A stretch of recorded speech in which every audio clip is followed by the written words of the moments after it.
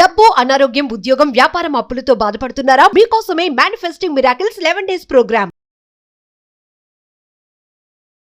Hi hello నమస్తే, welcome back to Suman T. ప్రస్తుతం అంతా పాటు ఉన్నారు ఫ్యామిలీ కౌన్సిలర్ రజనీ రామ గారు. నమస్తే మ్యామ్. నమస్తే నవీన. మ్యామ్, ఇప్పుడు భార్యాభర్తల మధ్యలో ఏదైనా గొడవ వస్తే ఇంట్లో మాట్లాడుకోవడం ఇంతవరకు ఉండేది, 4 గోడల మధ్యలో మాట్లాడుకుని మళ్ళీ భార్య పని భార్య, భర్త పని భర్త చేసుకుని. కానీ ఈ మధ్య కాలంలో ఇలా తయారంటే రోడ్ల మీదకి వస్తున్నారు. అసలు అంటే నేను ఒక ఇన్సిడెంట్ జరిగింది కొండాపూర్లో. ఏంటంటే రోడ్డు మీదే వైఫ్ని తన్నడము, తన్ని ఈడ్చి పడేయడము, రాయి పెట్టి కొట్టడము. ఇప్పుడు ఆ పరిస్థితి క్రిటికల్గా ఉంది. ఇంకోటి ఆమె ప్రెగ్నెంట్తో ఉంది. అంటే ఏంటి అసలు వైఫ్ అండ్ హస్బెండ్ రిలేషన్ అనేది ఇంట్లో వరకే పరిమితం అయ్యేది అని తీసుకొచ్చి నడి రోడ్డు మీద పెట్టేస్తున్నారు. అంటే అసలు భయం లేదంటారా? వాళ్ళ మధ్యలో సన్నిహిత్యం లేదా? మరి కుటుంబ సభ్యులు ఏం చేస్తున్నారు? ఇంతవరకు ఎందుకు వస్తున్నాయి ఇవన్నీ? అంటే సంసార పరంగా చూస్తే కొన్ని అక్రమ సంబంధాల పరంగా కూడా జరుగుతున్నాయి ఇలాగా. ఇప్పుడు మన సంసార పరంగా వచ్చింది ఇది. భార్యాభర్తలు గొడవలు పడుతున్నారు అని అంటే దేనికి పడుతున్నారు అనేది మనకు తెలియదు. అంటే ఇంట్లో ఒకళ్ళకి కుదరక, ఒకళ్ళ అలవాట్లు ఒకళ్ళకి నచ్చక, అభిప్రాయాలు నచ్చక, అభిప్రాయాలు కలవక, లేకపోతే భర్త ఎవరితో అక్రమ సంబంధం పెట్టుకున్నాడా అనేది మనకు తెలియదు. ఏమైనా సరే చిన్న చిన్న గొడవలు జరుగుతున్నాయి ఫ్రీక్వెంట్గానే చెప్పారు కదా. హాస్పిటల్కి దేనికి వెళ్ళారు? చెకప్కి ఏమైనా వెళ్ళారేమో. వెళ్ళినప్పుడు మరి హాస్పిటల్లో ఎందుకు వచ్చి ఉంటుంది వాళ్ళకి గొడవ, అది మనకి ఇంకా తెలియదు. సరే, ఏదైనా సరే అలా ఇంటికి తీసుకెళ్ళి గొడవ పడండి అని కూడా నేను చెప్పను. రోడ్డు మీద ఎందుకు ఇంటికి వెళ్ళి అని కూడా నేను అనను. ఎందుకంటే సిచ్యువేషన్ చాలా దారుణంగా జరిగింది. అప్పటికప్పుడు అతను రైజ్ అయ్యాడు. అంటే కారణం ఏంటి? ఒకవేళ ఎవరన్నా పుట్టబోయే బిడ్డ అతనికి ఏమన్నా మగపిల్లాడు కావాలా, ఆడపిల్ల వద్దా, ఒకవేళ ఆడపిల్లలు ఏమైనా కంటుందని భయమా అనుకోవడానికి కూడా నాకు ఇక్కడ కనపడలేదు. ఎందుకంటే గత కొంతకాలం నుంచి అన్నారు. ఆ కొంతకాలం ఎంతకాలం నుంచో మనకు తెలియదు.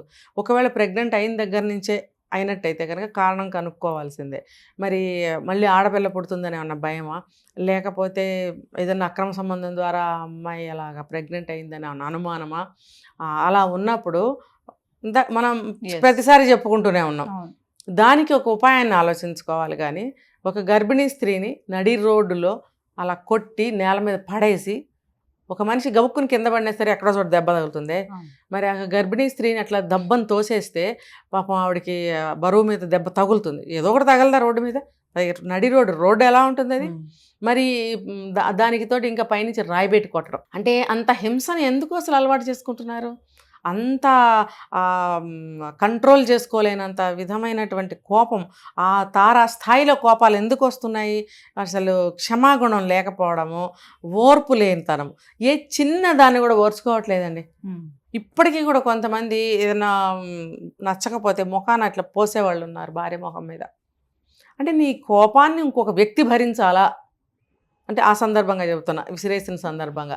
ఇప్పుడు ఈ సందర్భంగా చూసుకుంటే నడి రోడ్డు మీద నువ్వు అంత కిరాతకంగా, అంత దారుణంగా, అంత హింసాత్మకంగా ఒక స్త్రీని హింస పెడుతున్నావే. మనిషి ఎవరైనా ఒకటే, కానీ తను గర్భిణి, నీ భార్య. మరి ఆ అమ్మాయిని ఎందుకు అలా చేసావు? ఒకవేళ నిజంగా మన అనుమానం పడినట్టు ఏమైనా అక్రమ సంబంధాలు ఉంటే వదిలేసేయాలి. ఒకవేళ మీకు అంత అనుమానంగా ఉంది ఆ ప్రెగ్నెన్సీ నాది కాదు అని మీరు అనుకుంటే కనుక మీకు ఒకలాంటి ఇది వస్తుంది మనసులో, అయిష్టత, ఏహ్యభావము లాంటివి వస్తాయి. వచ్చినప్పుడు మీరు సింపుల్గా నైస్గా ఇంట్లోంచి పంపించేయండి. నిజంగా అదే కరెక్ట్ అయితే మీరు ప్రూవ్ చేసుకుని వదిలేయండి, పంపించేసేయండి. అంతేగాని చంపకండి దయచేసి. ఒక మనిషి చంపితే అది ఇద్దరే చేస్తారు.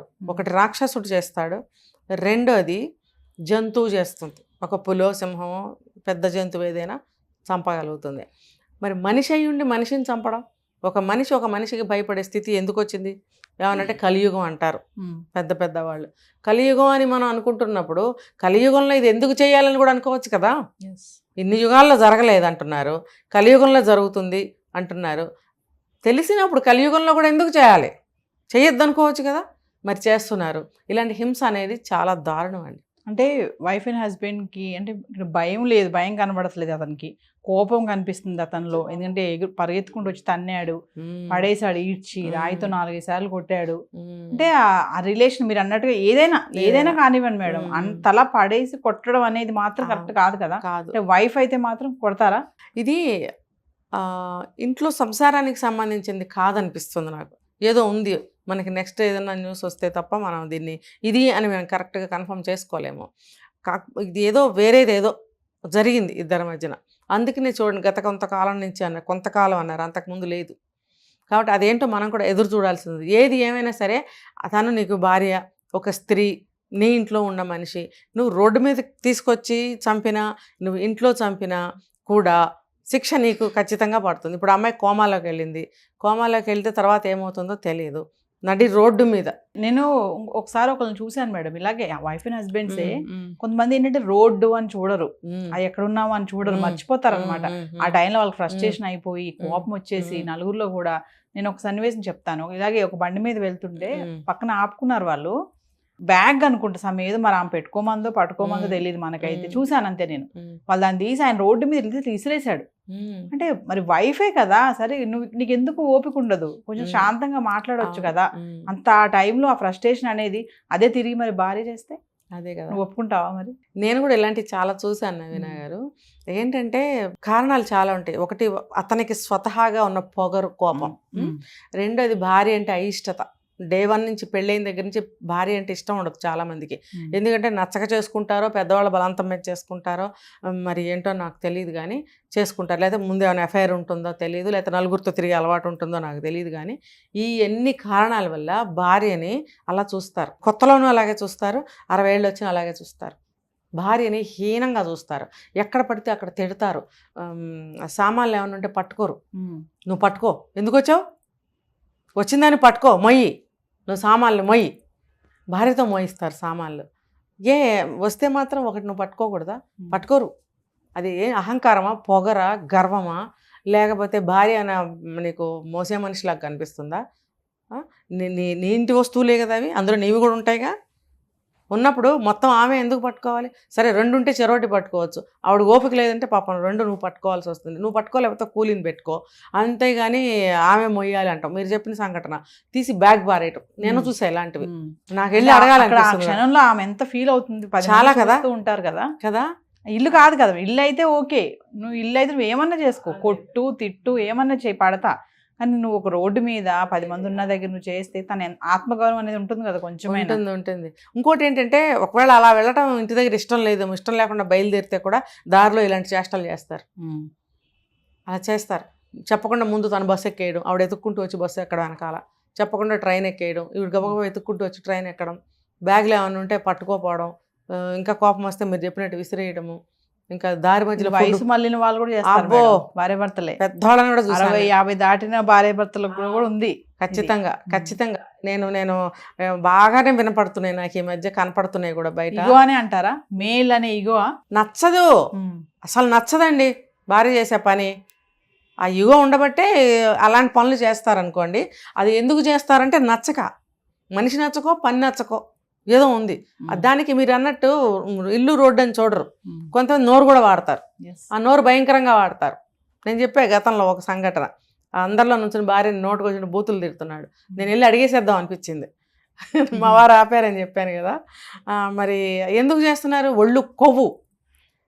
నాలాంటి వాళ్ళు 4 పట్టుకుని పీకితే అక్కడ, లేకపోతే ఎందుకు చేస్తున్నావు అని అడిగితేనన్నా బుద్ధన్న మళ్ళీ రెండోసారి ఎక్కడైనా భార్యను అలా తిట్టకుండా ఉంటాడు. మరి ఎవరం మరి చేయలేకపోతున్నాం పరిస్థితులు మనకు కూడా. సినిమా కాదు కదా. కానీ ఒక మనిషి మారాలండి, ఇలాంటివి చూసన్నా సరే మారాలి. అసలు కొంతమంది భార్యలు కూడా అట్లానే తిడుతూ ఉంటారు, మరి భర్తలు తిడుతూ ఉంటారు. భార్య తిట్టినా పాపం ఇంటికి వెళ్ళాక అన్నం తిందుగాని రా అని పిలుస్తుంది. ఇంటికి వెళ్ళిన తర్వాత కూడా సాగిస్తాడు ఈ యుద్ధాన్ని. అది క్షమ లేకపోవడము, సొంత మనిషిని ప్రేమించలేకపోవడము, సరిపెట్టుకోలేకపోవడము, మంచితనాన్ని చూపించుకోలేకపోవడం, రాక్షసత్వం అనమాట లోపల.